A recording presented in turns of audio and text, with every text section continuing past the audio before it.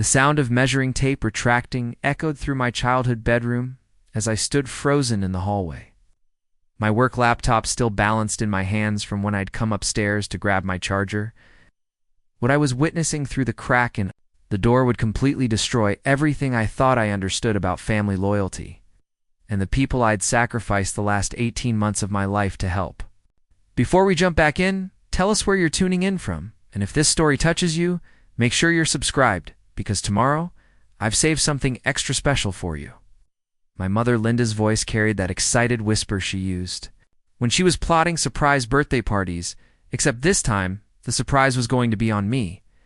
Brad says if we price it right, we could have multiple offers by the weekend.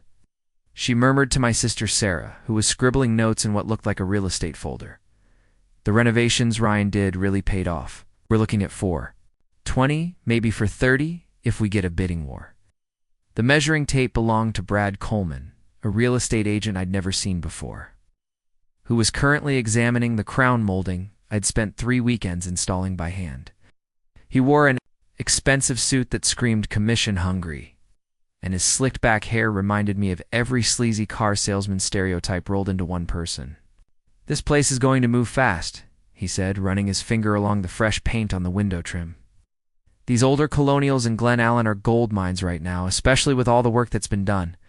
Your son really knew what he was doing." My son really knew what he was doing. The irony was so thick I could have choked on it. For 18 months, I'd been living in this house, paying half the mortgage, covering all the utilities, and spending every spare dollar and weekend hour bringing this place back to life. The house my father Tom had left to all 3 of us equally in his will. The house where I'd learned to ride a bike in the driveway, where Dad had taught me to use power tools in the garage, where Mom had hosted countless family dinners around. The oak table I'd recently refinished.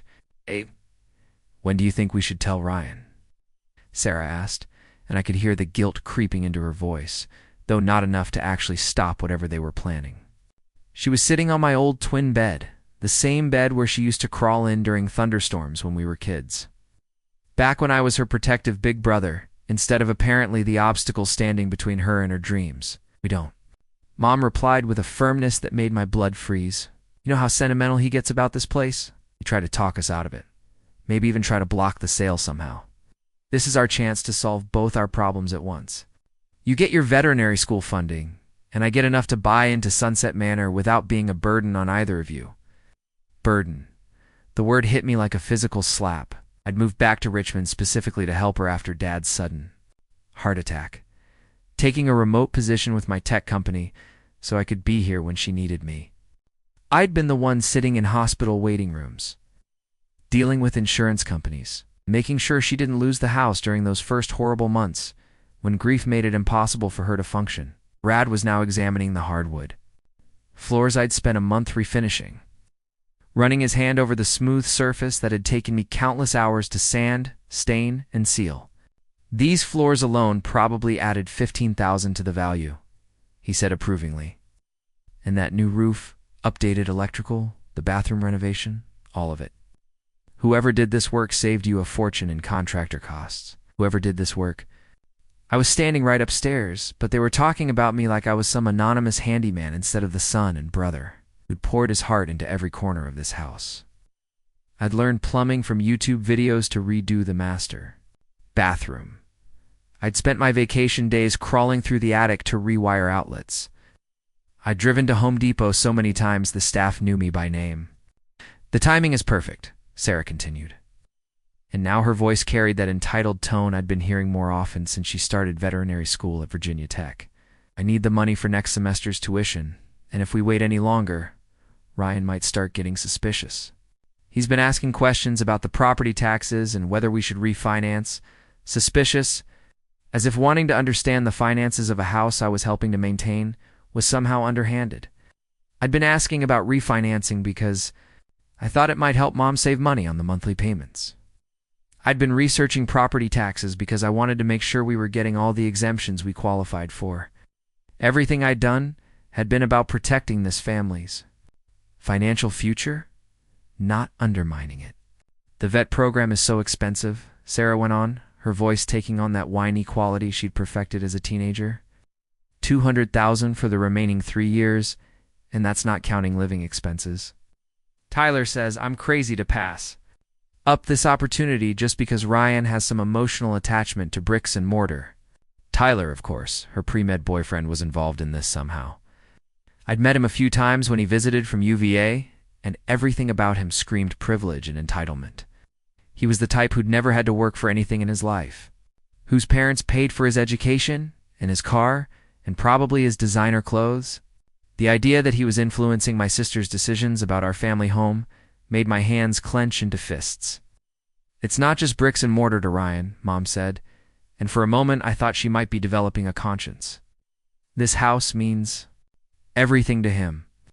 Your father built that workshop in the garage specifically so he and Ryan could work on projects together. Ryan has so many memories here, which is exactly why he'll try to stop us, Sarah interrupted. Mom, you said yourself that you can't afford to keep this place much longer. The property taxes alone are killing you.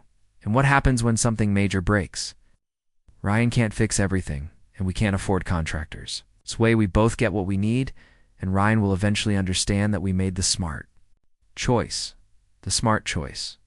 They were planning to sell my childhood home out from under me, and somehow convincing themselves it was for my own good. I pressed myself closer to the wall, desperate to hear every word of their betrayal while simultaneously wishing I could unhear all of it.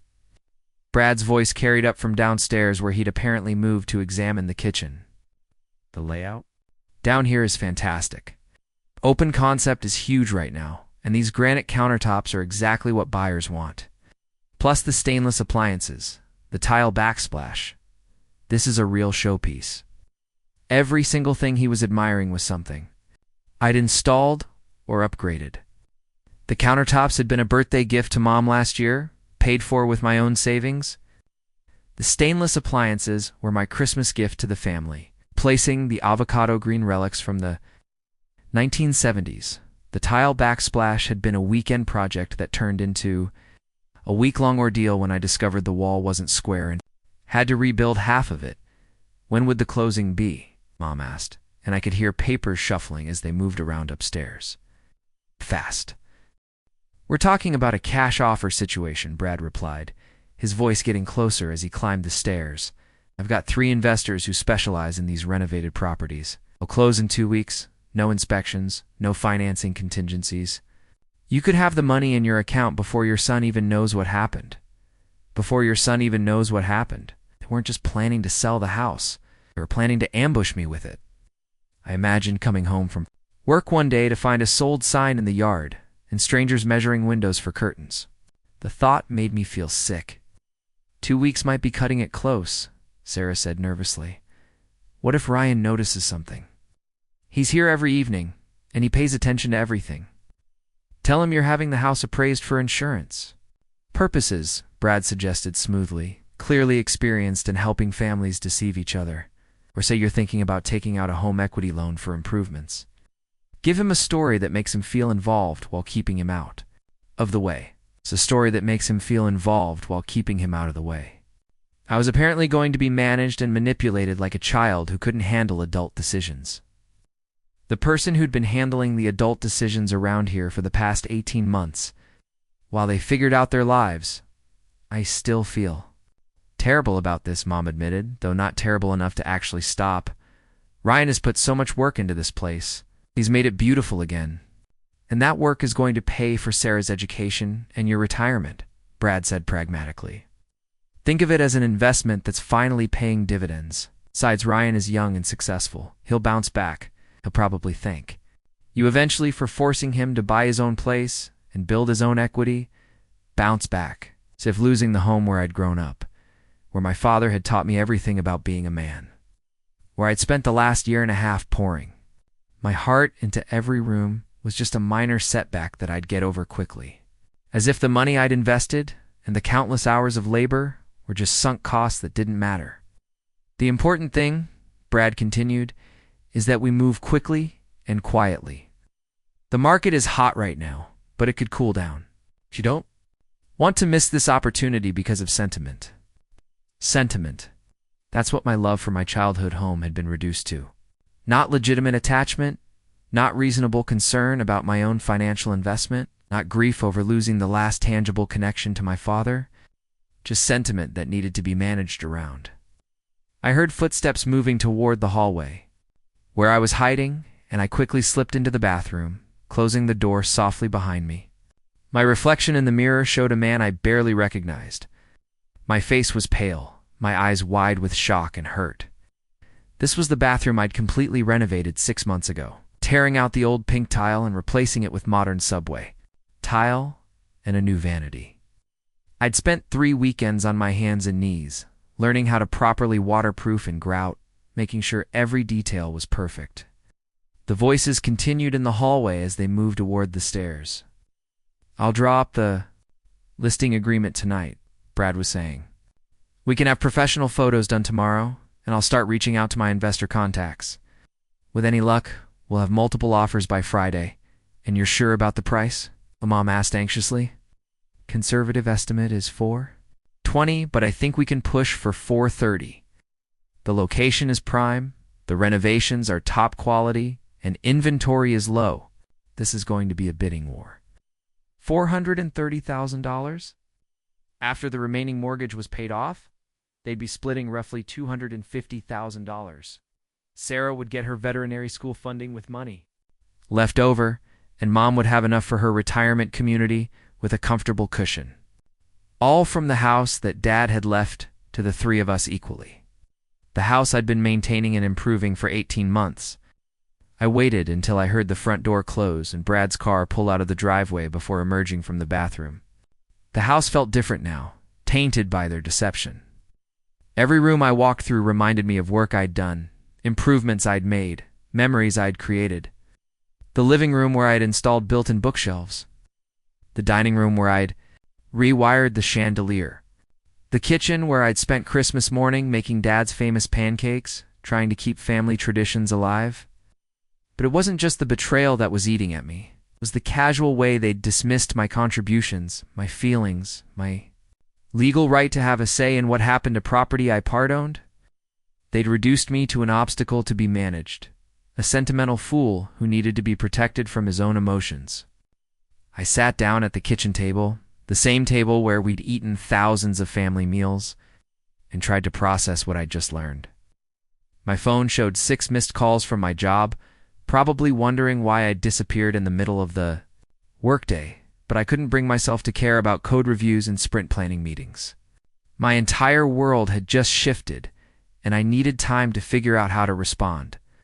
The worst part was that they weren't wrong about my attachment to the house. This place was everything to me. It represented not just childhood memories, but my father's legacy and my own hopes for the future. I'd been secretly planning to eventually buy out Mom and Sarah's shares. Maybe when Mom was ready to downsize and Sarah had established her veterinary practice. I'd imagined updating the master suite, maybe adding a deck off the back, creating a home where I could eventually raise my own family. All of those dreams were apparently worth nothing compared to Sarah's immediate need for tuition money and Mom's desire for a maintenance-free retirement. My laptop was still sitting where I'd dropped it when I heard the measuring tape. I opened it and stared at the screen, trying to focus on work. But all I could think about was Brad Coleman's manicured hands running over the crown molding I'd installed, calculating how much my labor had increased his commission. And something occurred to me. If they could make secret plans, so could I. If they could research property values and consult with real estate agents behind my back, I could do my own research. Preparing and narrating this story took us a lot of time. So if you are enjoying it, subscribe to our channel. It means a lot to us. Now back to the story. And unlike them, I had resources they knew nothing about. For the past 3 years, I'd been quietly investing in cryptocurrency, throwing every spare dollar into Bitcoin and Ethereum when prices were low. What had started as a $5,000 experiment had grown into a portfolio worth over $380,000. I'd never mentioned it to my family because I didn't want to deal with requests for loans or investment advice. It was my secret nest egg, my security blanket for an uncertain future. $380,000. It's more than enough to buy out their shares of the house at fair market value, more than enough to give them what they wanted while keeping what mattered most to me. But as I sat there planning my countermove, a darker thought crept into my mind. They'd been planning this betrayal for weeks, maybe months. They'd brought in a real estate agent, researched pricing, and strategized about how to keep me in the dark. They'd reduced my contributions to the house to nothing more than convenient improvements that would boost their sale price. Maybe it was time they learned that the son and brother they'd been planning to betray wasn't the pushover they thought he was. Maybe it was time for them to discover that sentiment and strategy weren't mutually exclusive, and that the person they'd been underestimating had a few surprises of his own. I closed my laptop and walked through the house one more time, seeing it with new eyes. This wasn't just my childhood home anymore. It was a battlefield, and the war had already begun. The only question was whether I wanted to fight defensively or take the offensive. Looking around at the fruits of my labor, at the home I'd restored with my own hands and heart, I realized there was really only one choice. It was time to show my family what happened when you tried to steal from someone who'd learned to fight back. That evening, I sat in my father's old workshop in the garage, surrounded by the tools he'd collected over 30 years of carpentry work. The familiar smell of sawdust and motor oil usually brought me comfort. But tonight it felt like a museum of memories that were about to be auctioned off to the highest bidder. I'd come out here to think, to process what I'd overheard, and to figure out exactly how deep this betrayal ran. My phone had been buzzing all afternoon with texts from Sarah asking when I'd be home for dinner, and messages from Mom wondering if I was feeling okay since I'd seemed quiet when they returned from their mysterious errand. The casual deception in their concern made my stomach turn. They were checking on me while simultaneously planning to destroy my world, like wolves asking the sheep how it was feeling before dinner. I pulled out my laptop and started doing research, something I should have been doing months ago instead of blindly trusting that family meant something more than convenience and opportunity. The first thing I looked up was the current real estate market in Glen Allen. Brad Coleman hadn't been lying about the values. Houses in our neighborhood were selling fast, often above asking price, especially properties that had been recently updated. 3 houses on our street had sold in the past 6 months. The Henderson's place, a 1960s ranch that was smaller than ours and hadn't been touched since the Carter administration, it's gone for $390,000. Kowalski's Colonial, similar to ours, but with dated interiors, had fetched $410,000. Most telling was the Ramirez house, a 1950s colonial just like ours that had been completely renovated, which had sold for $450,000 after a bidding war. $450,000. Brad's estimate of $420 to $430 was actually conservative. With all the work I'd done, we were sitting on a property that could easily break for $50, maybe even touch for $75, if the right buyers got into a competition.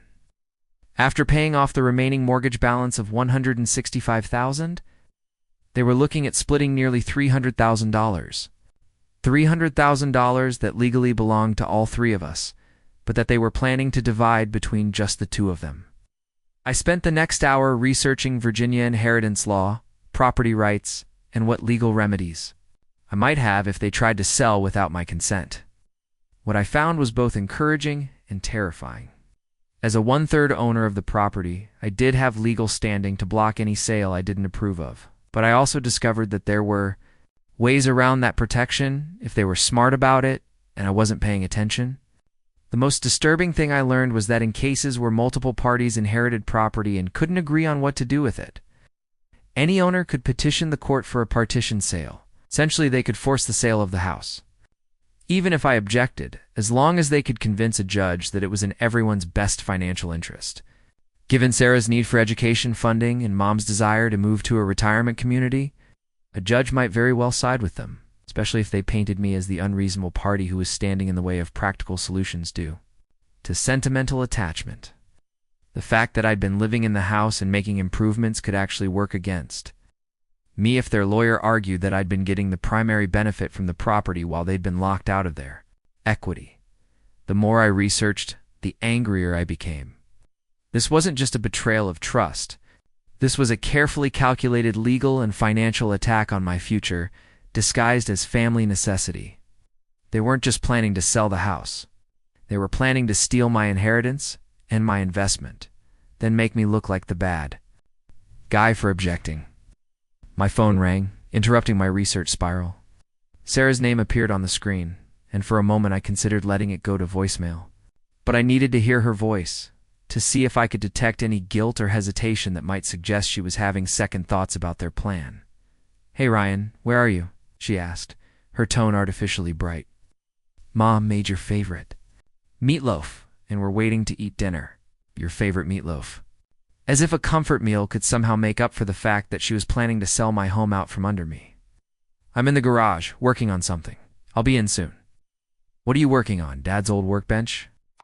There was something in her voice that I couldn't quite identify. Nostalgia, guilt, or was she calculating how much the tools and equipment might add to the estate sale value? "Just organizing some things," I said carefully.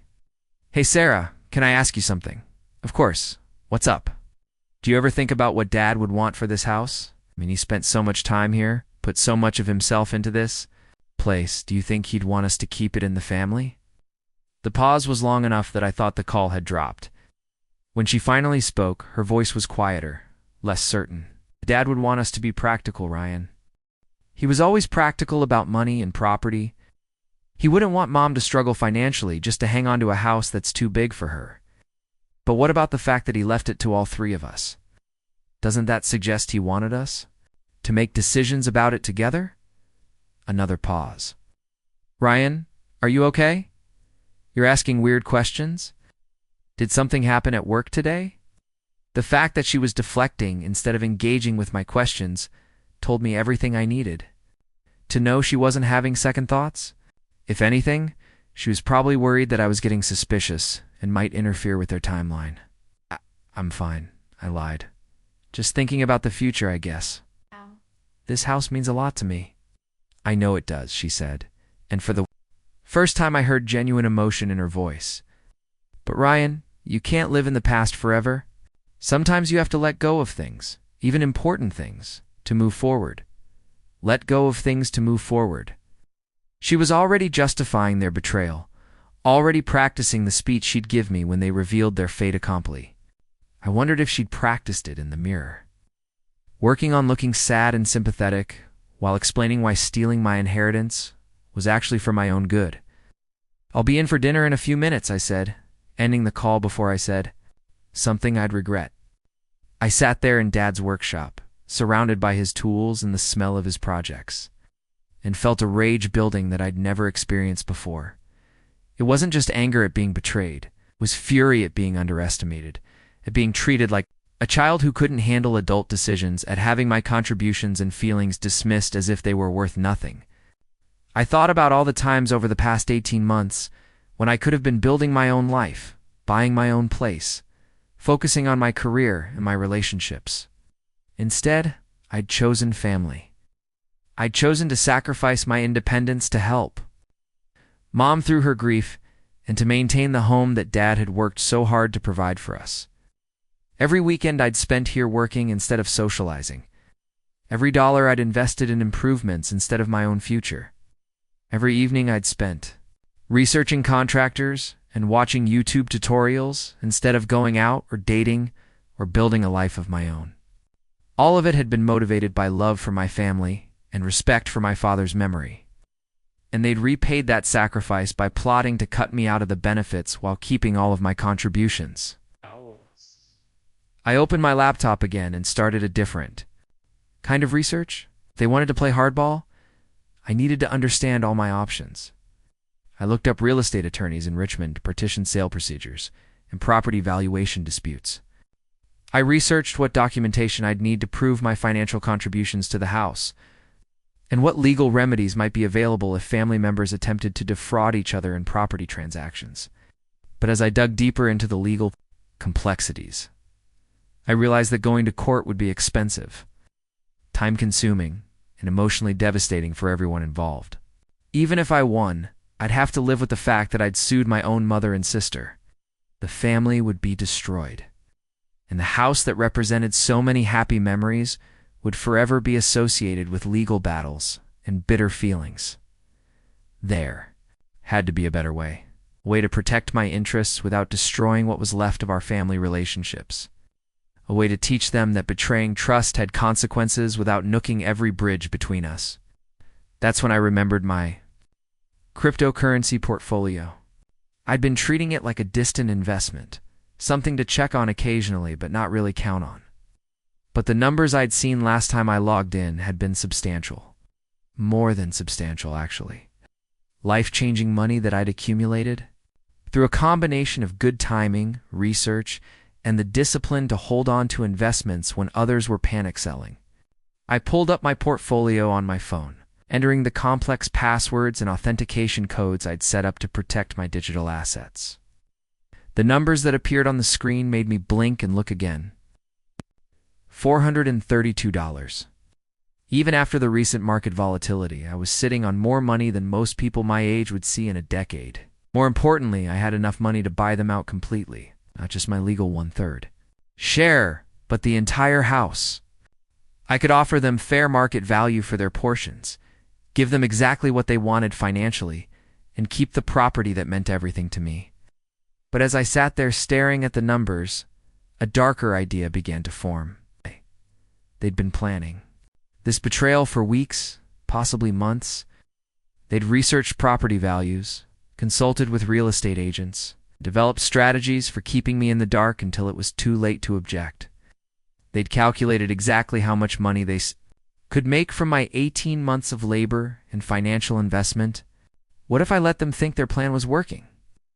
What if I played along, acted unsuspicious, and let them proceed with their scheme until the very last moment? What if I used their own tactics against them, making my own secret plans while they congratulated themselves on their cleverness? The more I thought about it, the more appealing the idea became. I could let them list the house, let them get their hopes up about all that money.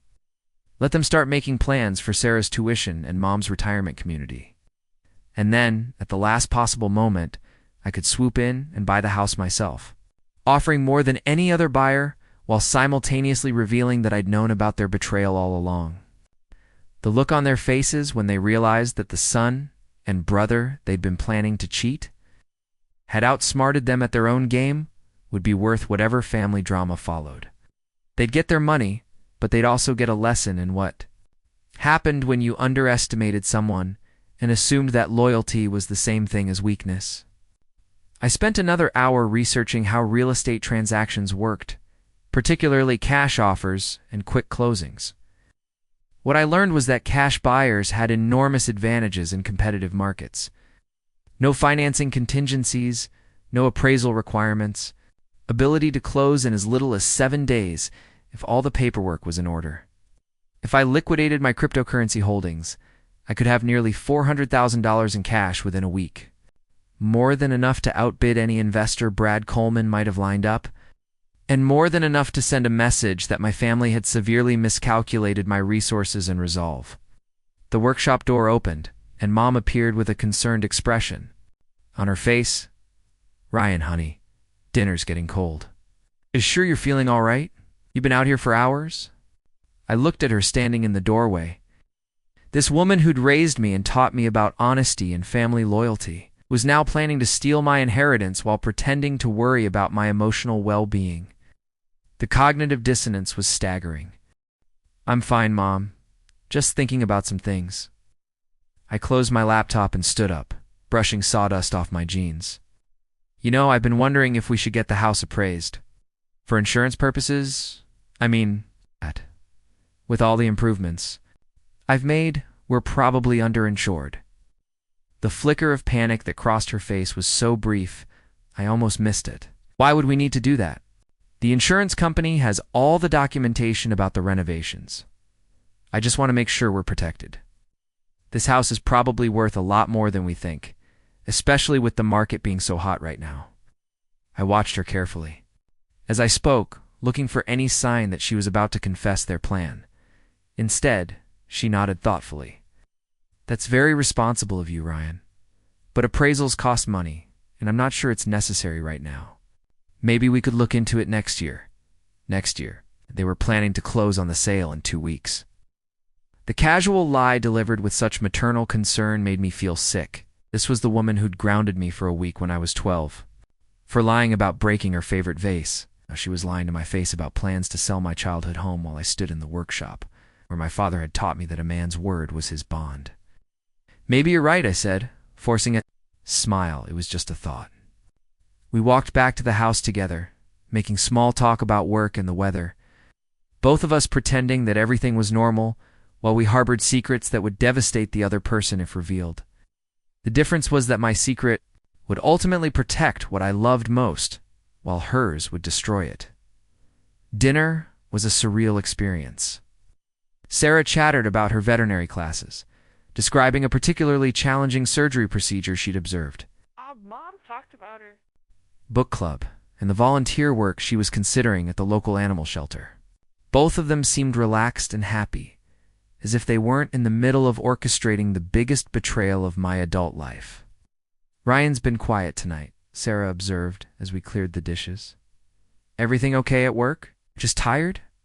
Said I've been putting in long hours on a new project. Well, don't burn yourself out, Mom said, patting my shoulder affectionately. You work too hard sometimes. You should take a vacation, maybe visit some friends in other cities. It would be good for you to get away from here for a while. So they could finalize their plans without me around to notice the parade of real estate agents and potential buyers. I wondered if they'd already discussed the optimal timing for my convenient absence.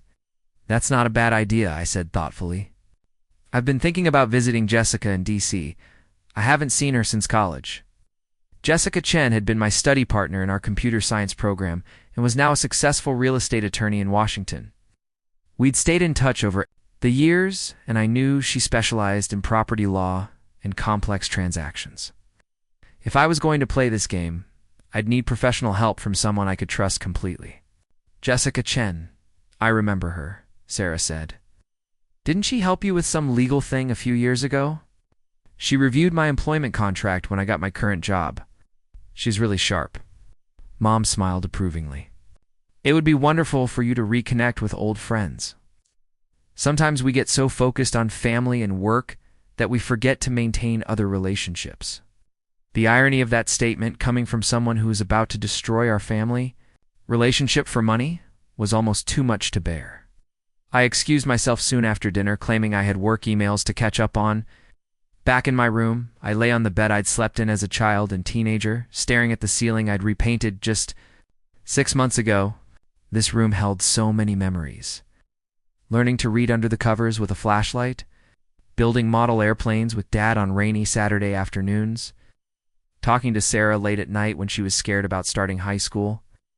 Now it was just another asset to be liquidated, another line item in their calculations about how to fund their individual dreams at the expense of our collective history. I pulled out my phone and started composing a text to Jessica, then deleted it and started over several times. How do you tell someone that your family is planning to steal your inheritance and you need help planning a counterattack? You explain that the people who raised you to value honesty and loyalty are now demonstrating that those values only apply when they're convenient? Finally, I settled on something simple. Hey Jess, I hope you're doing well. I've got a complex family situation involving property that I could use some advice on. Are you available for a call this week? It's somewhat urgent. A response came back within minutes, of course. How about tomorrow evening? I'm in court all day but free after 6. Hope everything's okay. Everything wasn't okay, and it hadn't been okay for longer than I'd realized.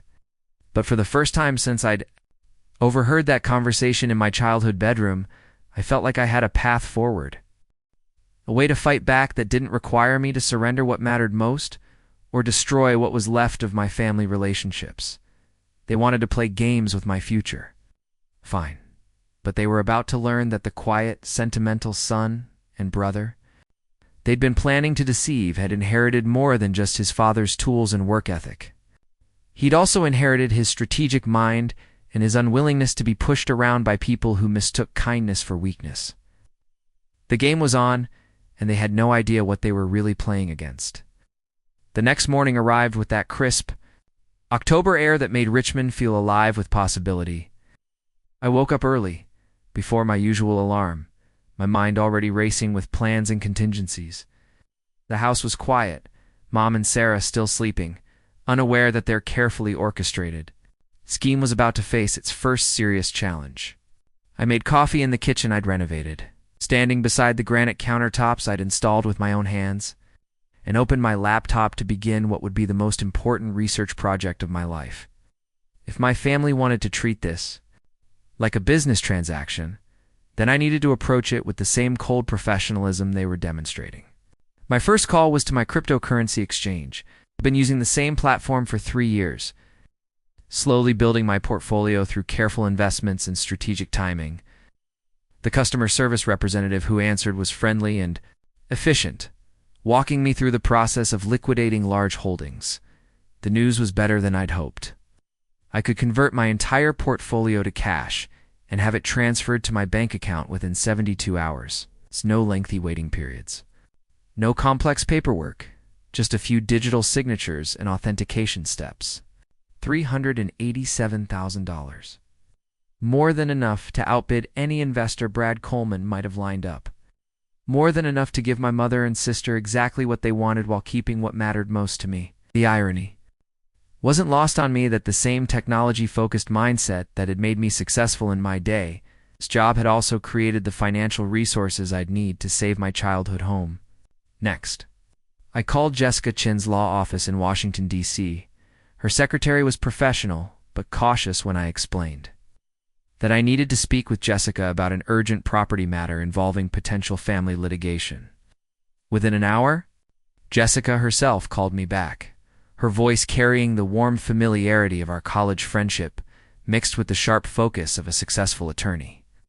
"Ryan Mitchell, as I live and breathe," she said with a laugh. "When my secretary told me you needed legal advice about family property issues, I have to admit I was intrigued.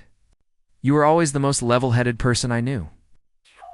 What's got you calling lawyers?" I spent the next 20 minutes explaining the situation, trying to keep my emotions in check while laying out the facts. Jessica listened without interrupting, occasionally asking clarifying questions about timelines and specifics. When I finished, there was a long pause on the other end of the line. "Wow," she finally said. "That's a lot to unpack. First, let me say, I'm sorry this is happening to you. Family property disputes are always painful, but this level of deception is particularly brutal. Second, you need to know that you have significant legal protections as a co-owner of the property." She explained that Virginia law was very clear about inherited property rights. As a one-third owner, I had absolute veto power over any sale unless they could convince a court to order a partition sale. But more importantly, she confirmed what I'd hoped to hear about my counter-strategy. "If you wanted to buy them out," Jessica continued, "you'd be exercising what's called a right of first refusal that's implicit in co-ownership situations. Essentially, you can match any bona fide offer and purchase their shares at fair market value. The fact that you've been maintaining and improving the property for 18 months actually strengthens your position significantly." "What about the improvements I've made? The money I've invested?" "That's where things get interesting," Jessica said, and I could hear papers shuffling in the background. "In Virginia, when co-owners make unilateral improvements to shared property, they're generally entitled to compensation for those improvements if the property is sold. You'd need documentation of your expenses and evidence that the improvements actually increased the property value. But based on what you're telling me, you could have a claim for reimbursement even beyond your ownership share. The documentation part would be easy. I'd kept every receipt, taken progress photos of every project, and maintained detailed records for tax purposes. I'd probably had better documentation of my contributions to the house than most professional contractors kept. "Here's what I'd recommend," Jessica continued. "First, don't let on that you know about their plans. Let them proceed with their listing, their showings, whatever they're planning. Gather intelligence about their timeline and their expectations. Second, start preparing your counteroffer documentation now. Get a professional appraisal, compile your improvement receipts, and have your financing lined up. Third, when they're ready to accept an offer from their buyer, that's when you reveal your hand and exercise your buyout rights. Is there any way they can refuse my offer if I match what their buyer is willing to pay? Not legally, no? They can't refuse a matching offer from a co-owner in favor of an outside buyer. If they try, you'd have grounds for an injunction to stop the sale, and probably a lawsuit for breach of fiduciary duty. Family relationships aside, they have legal obligations to you as a co-owner that they can't just ignore. The conversation with Jessica lasted another 30 minutes as we discussed strategy, timing, and potential complications. By the time I hung up, I felt armed with both legal knowledge and professional support. More importantly, I felt like I finally had a plan that could protect my interests without necessarily destroying my family relationships. The key was timing and presentation. If I played this right, I could frame my intervention as a solution that gave everyone what they wanted. Sarah would get money for veterinary school, Mom would get funds for her retirement community, and I would get to keep the house that meant everything to me. They might be angry about the deception being revealed, but it would be harder for them to argue with results that met all of their stated goals. After ending the call with Jessica, I spent the rest of the morning researching real estate appraisers in the Richmond area. I needed an independent professional assessment of the house's current value, both to support my legal position and to ensure I was making a fair offer when the time came. I found a certified appraiser named Robert Hayes, who specialized in historic properties and had excellent reviews from both buyers and sellers. Hayes was available to come out that Friday afternoon, which would give me a current valuation before Brad Coleman's listing went live. I scheduled the appointment for 2 p.m., knowing that Mom would be at her book club and Sarah would be in class at Virginia Tech. The fewer questions I had to deflect about why I was having the house appraised, the better. Wednesday evening brought an unexpected development. I was in my room, supposedly working on a software project, but actually researching recent comparable sales in our neighborhood, when I heard Sarah's voice calling up the stairs. "Ryan, can you come down here for a minute? Mom and I want to talk." To you about something, my heart rate immediately spiked. Had they somehow discovered that I knew about their plan?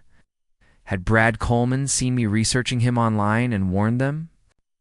I closed my laptop and tried to arrange my face into an expression of casual curiosity as I headed downstairs. They were sitting at the kitchen table with what looked suspiciously like real estate documents spread between them. Mom had that forced, a smile she wore when she was about to deliver bad news, and Sarah looked like she was about to throw up. This was it. They were going to tell me about their plan to sell the house. "Sit down, honey," Mom said, gesturing to the chair across from them. "We've been doing some thinking about the future, and we wanted to get your input on something important." Get my input. As if they hadn't already made their decision and consulted with real estate agents about implementation timelines. But I played along, settling into the chair and arranging my features into an expression of interested attention. "What's going on?" I asked, proud of how normal my voice sounded. Sarah spoke first, her words coming out in a nervous rush. "You know how expensive veterinary school is, and how Mom's been worried about having enough money for retirement. We've been talking about different options for solving both problems, and we wanted to run something by you." Different options? As if selling the house behind my back had been just one item on a list of possibilities they'd been considering. "Together, we've been thinking about selling the house," Mom said, watching my face carefully for a reaction. "I know it's a big change, and I know how much this place means to you. But the truth is that it's become more house than I need, and the money from selling it could solve a lot of problems for all of us." The performance was almost convincing. The way she framed it as a collaborative discussion, the emphasis on solving problems for all of us, the acknowledgement of my emotional attachment. If I hadn't overheard their conversation with Brad Coleman, I might have actually believed this was a new idea they were floating for my consideration. "Selling the house," I repeated slowly, as if the concept was so shocking I needed time to process it. "Wow, that's a big decision. You guys been thinking about this for a long time?" "A few weeks," Sarah admitted, which was probably a massive understatement. "We didn't want to bring it up until we had a better sense of what the house might be worth and what our options were." What our options were. I'd already researched property values, consulted with a real estate agent, and developed a timeline for the sale. But they were presenting it like they were still in the early brainstorming phase. "What do you think the house is worth?" I asked, genuinely curious to see how much of their research they'd admit to. Mom and Sarah exchanged a look that lasted just a fraction of a second too long. "We're not sure exactly," Mom said. "We'd need to have it appraised. Talk to some real estate agents, get a better sense of the market. But given all the beautiful work you've done on this place, we think it could be worth quite a bit." All the beautiful work you've done. Finally, some acknowledgement of my contributions, delivered as part of their pitch for why I should agree to let them sell the results of my labor. "Have you talked to any agents yet?" I asked, curious to see how they'd handle this direct question. Another microsecond glance between them. "We've made a few phone calls," Sarah said carefully, "just to get a general sense of the process and what might be involved. But we wouldn't move forward with anything without talking to you first. They wouldn't move forward without talking to me first." The lie was so brazen that I had to admire their commitment to the performance. They'd already moved forward. Had professional photographs scheduled, investor contacts lined up, and a timeline for closing that didn't include my input. "I appreciate you including me in the conversation," I said, which was technically true even though the conversation was pure theater. "Can I ask what's driving the urgency? I mean, why are we talking about this now instead of next year or the year after?" "Sarah's tuition payments are coming due," Mom explained. "And if I'm going to move to a retirement community, I need to get on waiting lists soon. The good places fill up fast, and I don't want to wait until I'm too old to enjoy the social activities." The good places fill up fast. I wondered if she'd already put deposits down at Sunset Manor in Williamsburg, or if that was still part of her wishful thinking phase. "I understand the financial pressures," I said slowly, "and I want both of you two have what you need. But I have to admit, the idea of selling this house is really hard for me. This place has so many memories, and I've put so much work into it." "We know," Sarah said softly, and for a moment I heard genuine remorse in her voice. "We know how much this place means to you, and we know how much you've invested in making it beautiful again. That's why we wanted to have this conversation, to see if maybe we could find a solution that works for everyone." A solution that works for everyone. I waited to see what they'd propose, curious whether they'd suggest the possibility of me buying them out, or if they'd already decided that selling to outsiders was their only option. "What if," Mom said hesitantly, "we could arrange the sale in a way that gave you first opportunity to buy the house yourself? I mean, if you wanted to and could afford it, you could buy out Sarah's share and mine and keep the house in the family. First opportunity to buy the house myself." They were offering me exactly what I was planning to demand, but framing it like they were doing me a favor instead of acknowledging my legal rights as a co-owner. Still, the fact that they were opening this door made my strategy significantly easier. "That's an interesting idea," I said thoughtfully. "What kind of timeline are we talking about? And what do you think my shares would cost?" "Well," Sarah said, consulting some papers in front of her, "if the house is worth around $400,000, then each of our shares would be worth roughly $133,000. So you'd need to come up with about $267,000 to buy us both out, around $400,000.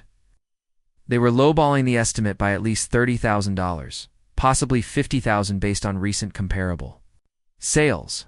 Whether this was intentional deception or genuine ignorance, it worked in my favor.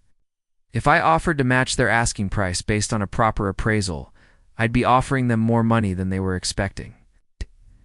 $267,000 is a lot of money, I said, which was true even though I could actually afford it. I'd need to talk to banks about financing, figure out what kind of mortgage I could qualify for.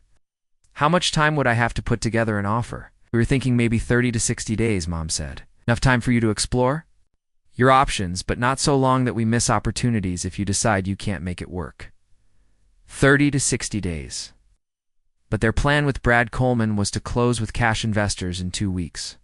They were lying about the timeline just as much as they were lying about everything else. "I really appreciate you giving me the opportunity," I said, standing up from the table. "This is a lot to think about, but I'm definitely interested in exploring the possibility of keeping the house in the family.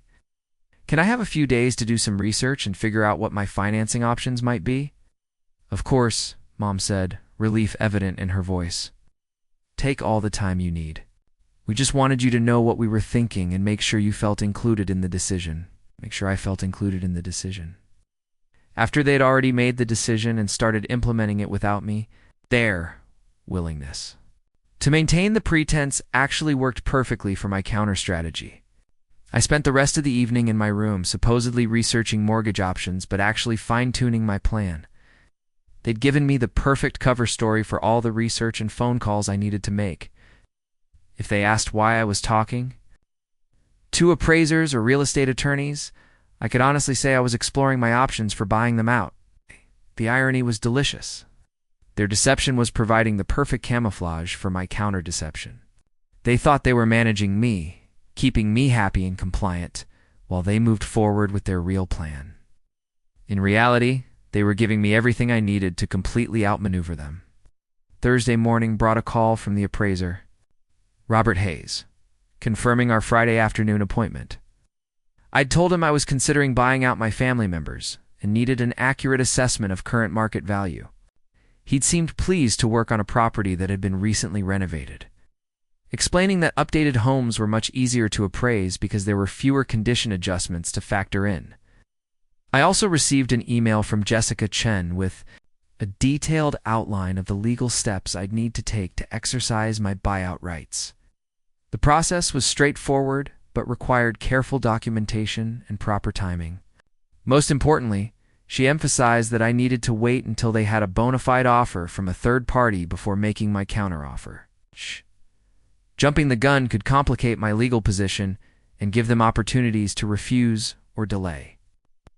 Key, her email explained, is to let them think their plan is working right up until the moment you reveal your counteroffer. Once they've committed to a sale price with an outside buyer, they can't legally refuse a matching offer from a coner. But if you tip your hand too early, they might change their strategy or try to claim that you're interfering with their good faith efforts to sell. Friday afternoon arrived with perfect October weather. Mom was at her book club as expected, and Sarah was in Blacksburg for afternoon labs. I'd taken a half day off work, claiming I had a medical appointment that might run long. Robert Hayes arrived promptly at 2 p.m., professional-looking man in his 50s with a tablet computer and an impressive camera. The appraisal process took nearly 3 hours. Hayes was thorough, measuring every room, photographing every upgrade, and asking detailed questions about the work I'd done. He was particularly impressed with the electrical system updates and the refinished hardwood floors. Whoever did this work knew what they were doing, he said, running his hand along the crown molding in the living room. This is professional quality installation. Do you hire contractors for all of this? Most of it I did myself, I admitted. I learned a lot from YouTube and asked questions at the hardware store. My dad was a carpenter, so I grew up around tools and construction. Well, you've got natural talent. This level of finish work would cost a fortune if you'd hired it out. He made notes on his tablet and took several more photographs. Based on the recent sales in your neighborhood and the quality of the renovations, I'm seeing a value range of $430,000 to $460,000.